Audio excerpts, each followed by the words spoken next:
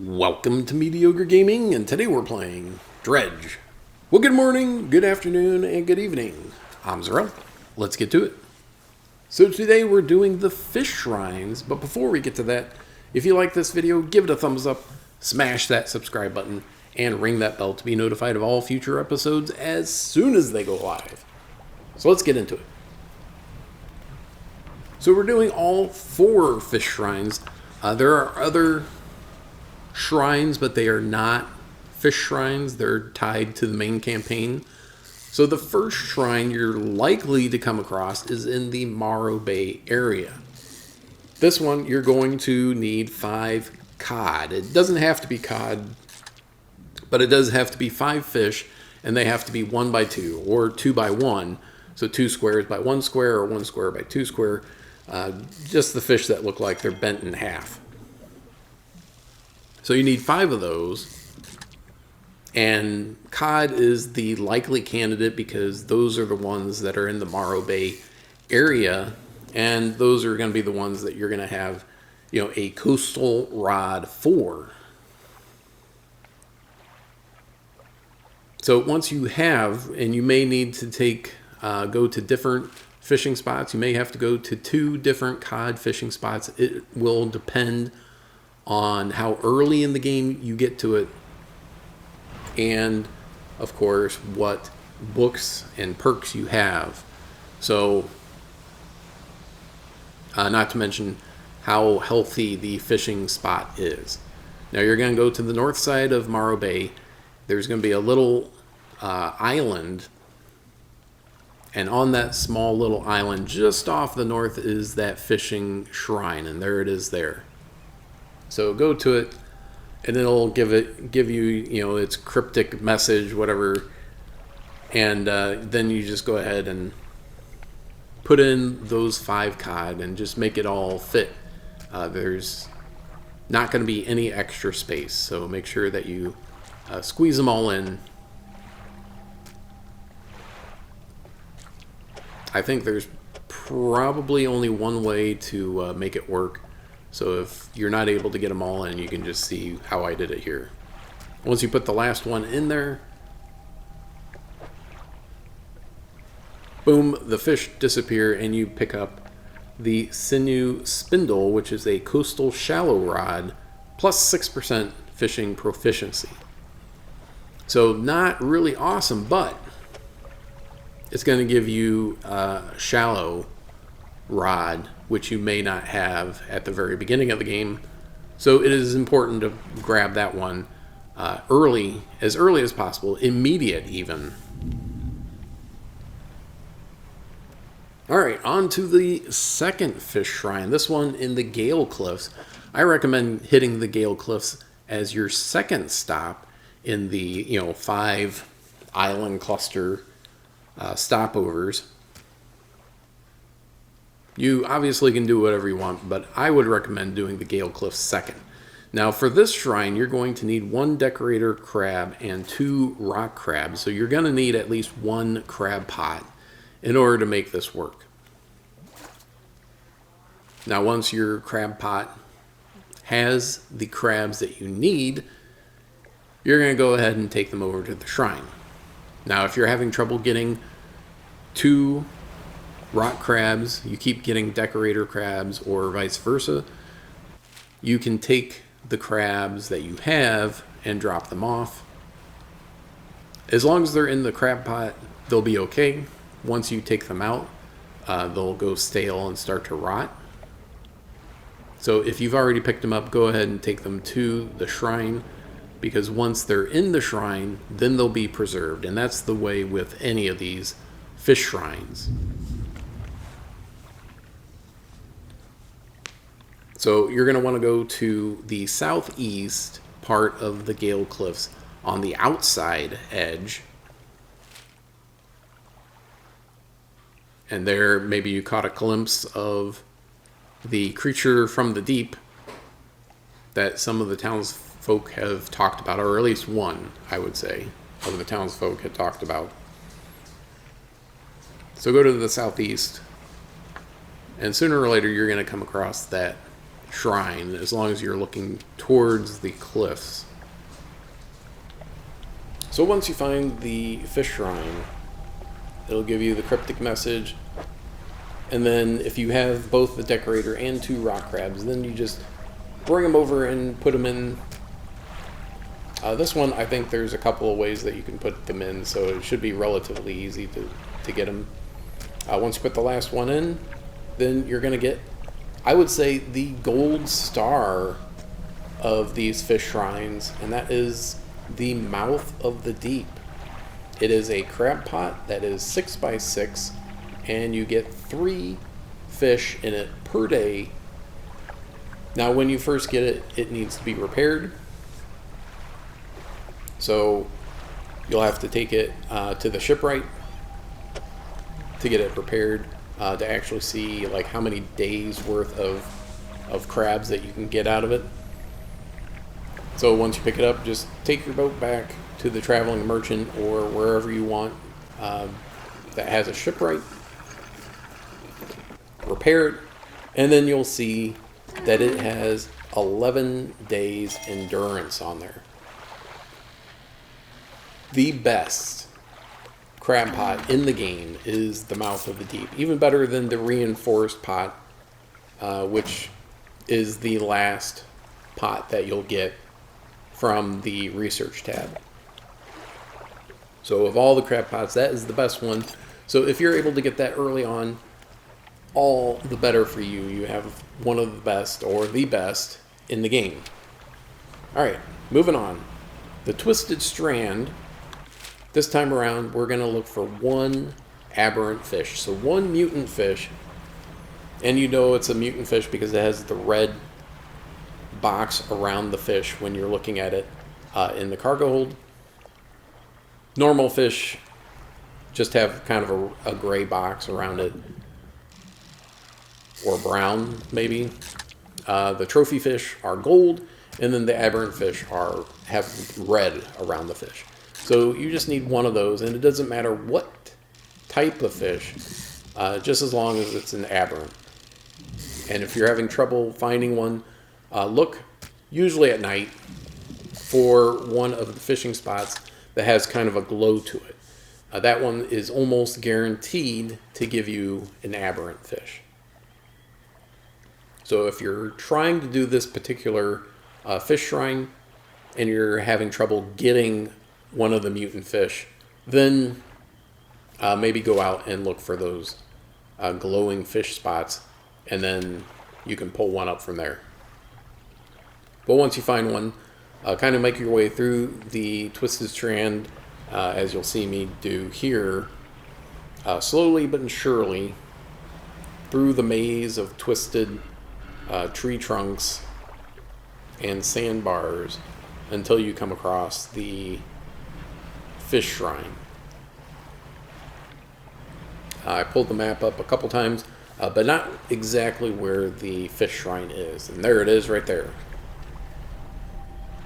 Let's go ahead and drop off 1 mutant fish. And it is large enough that you can put any fish in there as long as it's mutant. But it'll hold any type of mutant fish. And then from that, you're going to get the tendon rod. It's an oceanic, shallow, and mangrove rod that adds 28% to your fishing efficiency. So if you don't have a mangrove or oceanic rod, this is certainly one for you. Again, you're going to want to pick this up earlier in the game because that 28% efficiency is not awesome. It's okay, but it's not awesome. So I kind of feel like the fishing rods are okay. They're more useful if you get them earlier on. The Mouth of the Deep, though, is the big prize of the fishing shrines. Alright, so moving on. The 4th and final fishing shrine is in the Stellar Basin, or Stellar Basin adjacent. So if you start off at the Traveling Merchant, now this shrine is a little bit different. You need one of every type of shark. In order to get all the different sharks, there's 4, you're going to need an oceanic rod and an abyssal rod.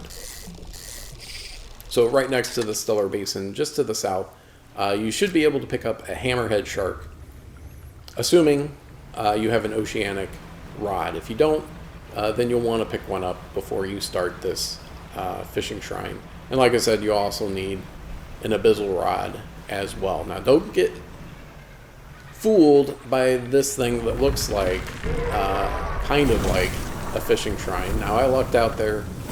I could have easily lost my hammerhead shark to this creature. But this is not the one that we're looking for. And here I tried to banish the creature to the nether realm, but all I did was put it to sleep. Banish doesn't work that way.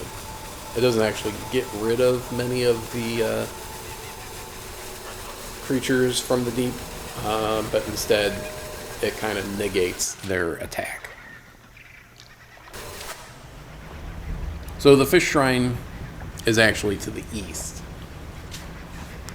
So you're going to go a little bit north, but mostly east. You see this, a couple of small islands in between the Stellar Basin and the Gale Cliffs, and that's what you're aiming for.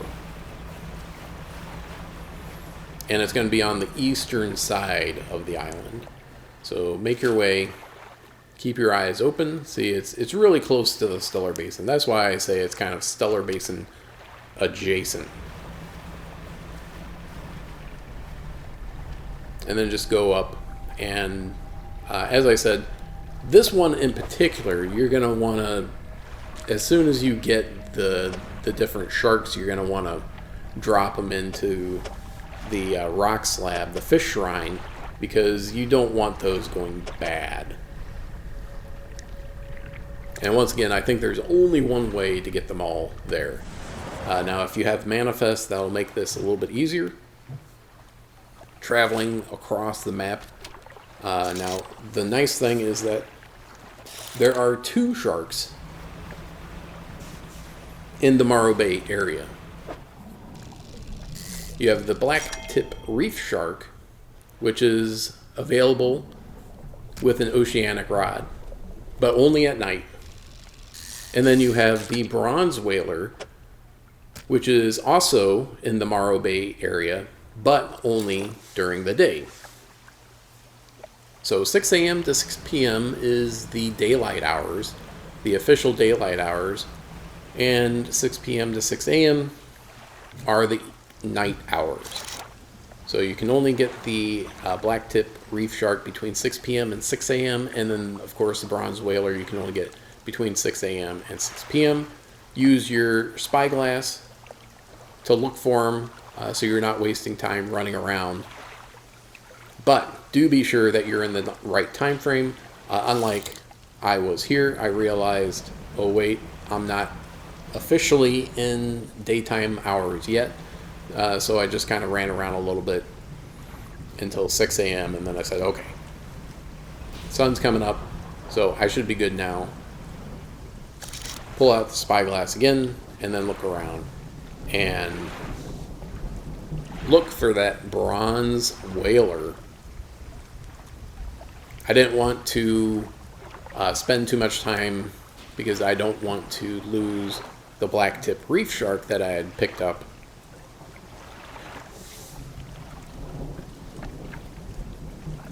Even though I have approximately 48 hours between when you catch it and when it turns to mush.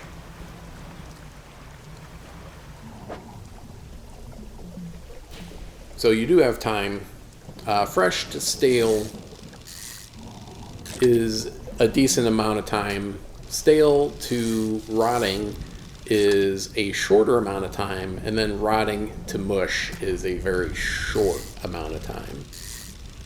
So if your fish is stale or rotting, you're hopefully close to the fish shrine where you can drop it in before it turns into mush.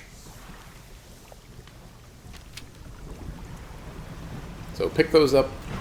Hopefully you can get them relatively quickly, close in time frame to each other.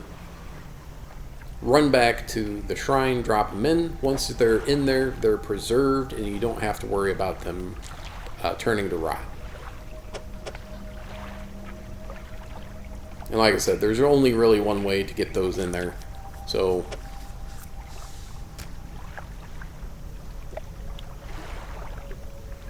there we go. One left. Now this time we're going to go over to the Devil's Spire. And we need to get the Ghost Ship. Or Ghost Shark, excuse me, Ghost Ship. So look around, use your spyglass. When you're in the oceanic part, there's lots of waves that are going up and down, and your ship is doing the same thing, so you're kind of having to deal with that. So there you go. And this time around, you're going to need an abyssal rod in order to fish a ghost shark. So oceanic rod and abyssal rod, you need both in order to make this happen. Once you have that ghost shark, hightail it back to the fish shrine. This time around, we're getting the visceral crane, which adds 55% to your fishing efficiency. And this is a rod that is both abyssal and haddle. So this is a good early rod for abyssal and haddle uses. But if you already have the winch, like I said, it's not going to be that great. So the rods grab early. And then Mouth of the Deep, I would say get that one early as well. As early as you can, and then you have a really, really good crab pot that you can use throughout your adventure. But that is all of the fish shrines. Enjoy those fishing rods and crab pot. And hopefully you got them early enough in your adventure for them to be useful to you. And that's it. I hope you enjoyed this video. Be sure to check us out on social media, and thank you for liking, commenting, and subscribing. And we'll see you next time.